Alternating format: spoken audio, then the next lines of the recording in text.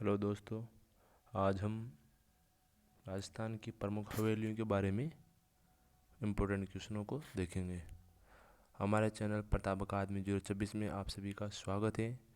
जो हमारे चैनल पर नए हैं वो हमारे चैनल को सब्सक्राइब करें, लाइक करें, वीडियो को शेयर करें। चलो शुरू करते हैं। आज राजस्थान की प्रमुख हवेलियाँ। पटुओं की हवेली सबसे महत्वपूर्ण हवेली। पटुओं की हवेली कहाँ पर है? जैसलमेर में है। इसका निर्माता कौन है? निर्माता है सेठ गुमान चंद्र बापना। गुमान चंद्र बापना इसका कौन है? निर्माता है।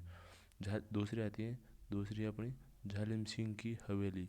ये कहाँ पे? ये भी जैसलमेर में है। इसका निर्माण किसने करवाया था? दीवान झालिम सिंह ने इसका निर्माण करवाया था। दीवान झालिम सिंह ने टोटल नौ हवेलियों का निर्माण करवाया था, जिनमें से 7 तो पत्थर से निर्मित है और 2 हैं जो लकड़ी से निर्मित है। 2 लकड़ी से निर्मित कौन कौन सी है? पहली है रंग महल, दूसरी है शीश महल। और बाकी की जो पत्थर की हैं उनमें से है नतमल की हवेली। पहली है नतमल की हवेली जैसलमेर में, दूसरी है बच्छावचों की हवेली बीकानेर में। करण सिंह बच्छावच के द्वारा करवाया गया था इसका निर्माण। नेक्स्ट देखते हैं। मेड़ता मोहता की हवेली, दूसरी है मोहता की हवेली। और नेक्स्ट है मुंदड़ा की हवेली। और नेक्स्ट है गुल्लचा की हवेली, ओसवालों की हवेली, महेश्वर की हवेली। इनका निर्माण उसने करवाया था। अब देखते हैं बीकानेर। बीकानेर को हवेलियों का शहर कहा जाता है। किस शहर को राजस्थान की हवेलियों का शहर कहा जाता है? तो वह है बीकानेर। बीकानेर को हवेलियों का शहर कहा जाता है। शेखावाटी की हवेलियाँ भित्ति चित्रण के लिए प्रसिद्ध है।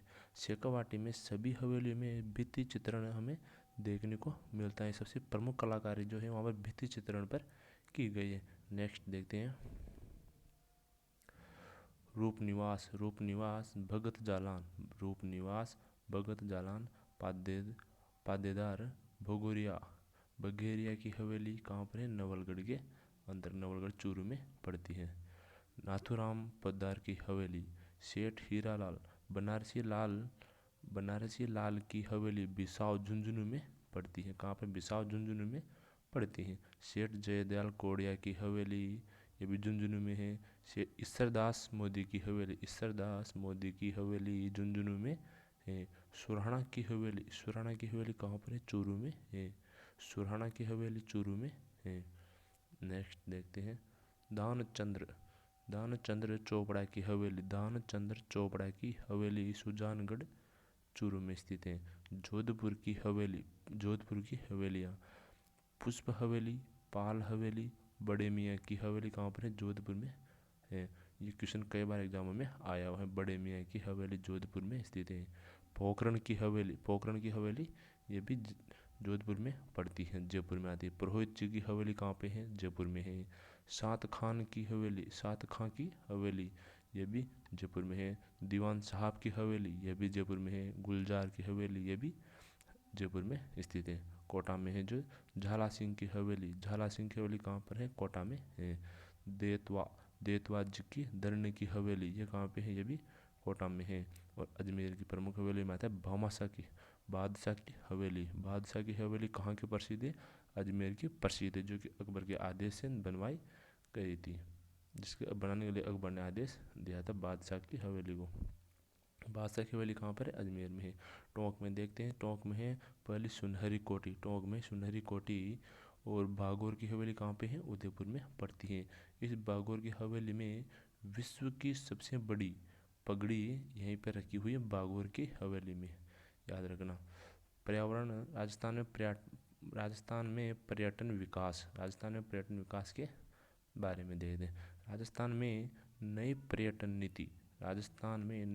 नीति कब लागू की गई थी? 3 जून 2015 को घोषित की गई है। राजस्थान पर्यटन विभाग का पंचवाक्य क्या है? राजस्थान के पर्यटन विभाग का जो पंचवाक्य रखा गया है वह है जाने क्या दिख जाए। जब राजस्थान में भ्रमण करने जाए तो जाने क्या दिख जाए। राजस्थान में सर्वाधिक पर्यटन देशी और विदेशी दोनों ही आते हैं। पहला है माउंट आबू, फिर अजमेर, फिर पुष्कर। ये तीनों मेन इम्पोर्टेंट है। नेक्स्ट देखते राजस्थान में सर्वाधिक पर्यटक, राजस्थान में सर्वाधिक विदेशी पर्यटक कहाँ पे आते हैं। अगर जो पूछा जाए कि विदेशी पर्यटक कहाँ पर आते हैं तो वो आते हैं पहले पे जयपुर, दूसरे पे आता है उदयपुर में आते हैं विदेशी पर्यटक। राजस्थान में सर्वाधिक विदेशी, जो सर्वाधिक विदेशी लोग आते हैं वो किस देश से आते हैं राजस्थान में। पहला है फ्रांस, उसके बाद में ब्रिटेन, फिर उसके बाद में यूएसए, फिर जर्मनी से आते हैं। भारत आने वाला प्रत्येक पांचवा विदेशी पर्यटक राजस्थान में आता है। भारत में आने वाला प्रत्येक पांचवा व्यक्ति, मतलब प्रत्येक पांचवा व्यक्ति पर्यटक, पांचवा जो पर्यटक होता है ना वह राजस्थान में आता है घूमने के लिए।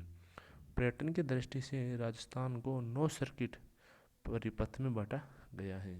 पर्यटन की दृष्टि से राजस्थान को 9 सर्किट परिपथ में बांटा गया है। नेक्स्ट देखते हैं आगे। मोहम्मद यूनुस समिति की सिफारिश पर, मोहम्मद यूनुस, ये नाम याद रखना, ये नाम पूछ सकता है कि किस समिति के आधार पर, तो हो जाएगा मोहम्मद यूनुस। मोहम्मद यूनुस समिति की सिफारिश पर 4 मार्च 1989 को पर्यटन उद्योग का दर्जा प्रदान करने वाला भारत का प्रथम राज्य कौन सा है, राजस्थान है। प्रथम राज्य राजस्थान है। और किस समिति की सिफारिश पर किया गया, मोहम्मद यूनुस समिति की सिफारिश पर। और कब किया गया, 4 मार्च 1989 को पर्यटन उद्योग का दर्जा दिया गया। राजस्थान को भारत में पहला राज्य है ऐसा पर्यटन उद्योग का दर्जा देने वाला। राजस्थान पर्यटन विकास निगम, राजस्थान पर्यटन विकास निगम RTDC, इसकी स्थापना पर्यटन विभाग की स्थापना 1978 में की गई थी। पर्यटन विभाग की स्थापना 1978 में की गई थी एवं 1 अप्रैल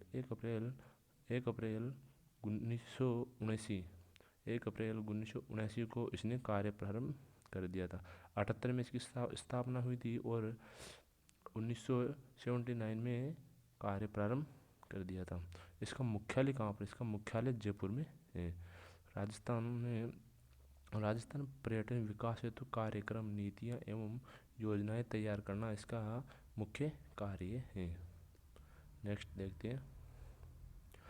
पर्यटन स्थलों का रखरखाव रखना इसका जिम्मेदारी है। पर्यटन स्थलों की पर्यटकों को आकर्षित करने हेतु मेले एवं महोत्सव का आयोजित करना इसका कार्य है। पर्यटकों की सुविधाओं हेतु होटल, पर्यटन पुलिस एवं गाड़ियों की व्यवस्था करना भी इसी का कार्य है।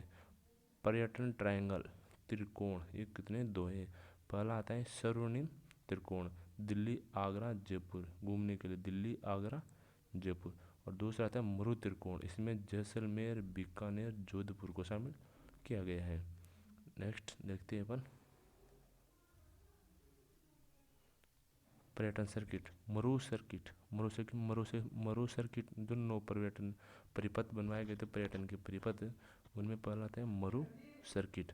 मरु सर्किट में जैसलमेर बीकानेर जोधपुर बाड़मेर, जैसलमेर बीकानेर जोधपुर बाड़मेर, ये तरह मरु सर्किट में आते हैं। शेखावाटी सर्किट, सिक्कर झुंझुनू, शेखावाटी सिक्कर, शेखावाटी में सिक्कर और झुंझुनू 2 आते हैं। ढूंढाड़ के अंतर्गत जयपुर अजमेर दौसा, ये 3 जिले इसमें आते हैं। चौथा आता है हाडोती सर्किट, हाडोती में आता है कोटा बूंदी बारा झालावाड़, इसमें कोटा संभाग पूरा आ जाता है। कोटा बूंदी बारा झालावाड़ हाडोती क्षेत्र में। अब आता है मेरवाड़ा सर्किट, मेरवाड़ सर्किट में आता है अजमेर पुष्कर मेड़ता नागौर, चारों को रखा गया है। अब आता है मेवाड़ सर्किट में आते हैं उदयपुर राजसमंद चित्तौड़ भीलवाड़ा को शामिल किया गया है। 7वां आता है ब्रज सर्किट, इसमें आता है अलवर भरतपुर सवाई माधोपुर और टोंक को ब्रज सर्किट के अंदर शामिल किया गया है। नेक्स्ट देखते हैं। और 2 है वांगड़ सर्किट में बांसवाड़ा और डूंगरपुर को शामिल किया गया है। और 9वां आता है गोड़वाड़ा सर्किट में पाली सिरोही झालोर को शामिल किया गया है। प्रमुख महोत्सव, हर एग्जाम में एक ना एक महोत्सव जरूर पूछता है। पहला देखते अंतर्राष्ट्रीय मरु महोत्सव जैसलमेर में बढ़ता है, जनवरी फरवरी माह में लगता है। दूसरा आता है अंतर्राष्ट्रीय थार महोत्सव। अंतर्राष्ट्रीय थार महोत्सव ये कहाँ पे पड़ता है? ये पड़ता है बाड़मेर में, और फरवरी मार्च के अंतर्गत लगता है। अब तीनों महोत्सव जयपुर में लगते हैं, श्रावण शुक्ल तृतीया को लगते हैं। कजलिया बड़ी तीज ये कहाँ की प्रसिद्ध है? ये बूंदी की प्रसिद्ध है। और ये कब बढ़ती है? भाद्र कृष्ण तृतीया को बढ़ती है। गणगौर महोत्सव ये होता है जयपुर का प्रसिद्ध। गणगौर महोत्सव कहाँ का प्रसिद्ध है? जयपुर का प्रसिद्ध है। चैत्र शुक्ल तृतीया को आयोजन होता है। आगे देखते हैं कार्तिक महोत्सव। कार्तिक महोत्सव ये कहाँ? कार्तिक महोत्सव कहाँ पे होता है? पुष्कर में होता है, और यहाँ पर पुष्कर में मेला भी लगता है। कार्तिक पूर्णिमा को मेला लगता है। बनेश्वर महोत्सव। बनेश्वर महोत्सव डूंगरपुर और माघ पूर्णिमा में लगता बनेश्वर महोत्सव डूंगरपुर में लगता है और माघ पूर्णिमा को लगता है। पतंग महोत्सव जयपुर का प्रसिद्ध है, और जयपुर और जोधपुर का प्रसिद्ध है, और जनवरी माह में लगता है। अंतर्राष्ट्रीय पतंग महोत्सव अहमदाबाद का प्रसिद्ध है और 14 जनवरी को लगता है, और मकर संक्रांति के दिन लगता है। बेजून महोत्सव। बेजून महोत्सव बाड़मेर का प्रसिद्ध है। मेवाड़ महोत्सव उदयपुर का प्रसिद्ध है और अप्रैल में मनाया जाता है। मारवाड़ महोत्सव जोधपुर का प्रसिद्ध है और अक्टूबर में मनाया जाता है। ब्रज महोत्सव भरतपुर का प्रसिद्ध है और फरवरी में मनाया जाता है। आगे देखते हैं। तो आज के लिए इतने काफ़ी हो गया अपना पूरा। वीडियो अच्छा लगे तो लाइक करना और शेयर करना।